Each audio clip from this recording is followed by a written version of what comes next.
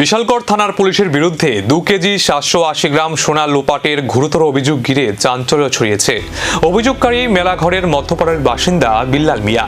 তার দাবি, গত 21 ফেব্রুয়ারি চিকিৎসার জন্য সোনা নিয়ে আগরতলার উদ্দেশ্যে আসার পথে বিশালগড় থানার পুলিশ তার গাড়ি আটক করে। অভিযোগ, সেই সময় গাড়ি থেকে সোনা নিয়ে নেওয়া হয়। পরবর্তীতে থানায় অভিযোগ জানাতে গেলে মামলা গ্রহণ করা হয়নি বলেও অভিযোগ করেন বিল্লাল মিয়া। এরপর গত 18 মার্চ তিনি উচ্চ আদালতের দ্বারস্থ হয়ে রিট পিটিশন দাখিল করেন। মামলায় শুনানি শেষে ডিভিশন বেঞ্চ রাজ্য পুলিশকে দ্রুত অভিযোগ গ্রহণের নির্দেশ দিয়েছে বলে জানান আইনজীবী শঙ্কর লোধ। পাশাপাশি মামলাটি ক্রাইম ব্রাঞ্চের একজন সিনিয়র আধিকারিককে দিয়ে তদন্তের নির্দেশ দেওয়া হয়েছে। তবে পুলিশের বিরুদ্ধে ওঠা এই অভিযোগের সত্যতা এখনো তদন্ত সাপেক্ষ। আদালতের নির্দেশের পর তদন্তে কি তথ্য সামনে আসে, এখন সেদিকেই নজর।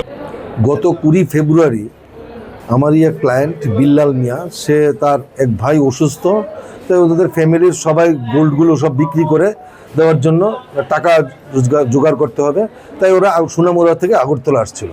তখন বিশালগড় থানার পুলিশ ওদেরকে কী হলো, কলেজের সামনে, বিশালগড় কলেজের সামনে মেইন রোডে ওদেরকে আটকে ওদেরকে গাড়িটাকে নিয়ে গেল চা বাগানের ভেতরে, এবং সেখান থেকে অনেকক্ষণ সার্চের পরে ওদেরকে থানায় নিয়ে গেল ভোরবেলা, এবং সন্ধ্যা পর্যন্ত ওদেরকে আটকে রাখলো।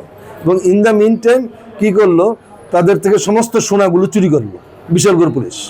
এবং আমরা অভিযোগের তীর পুলিশের দিকে। এবার ক্রাইম ব্রাঞ্চের তদন্তেই সামনে আসবে আসল সত্য।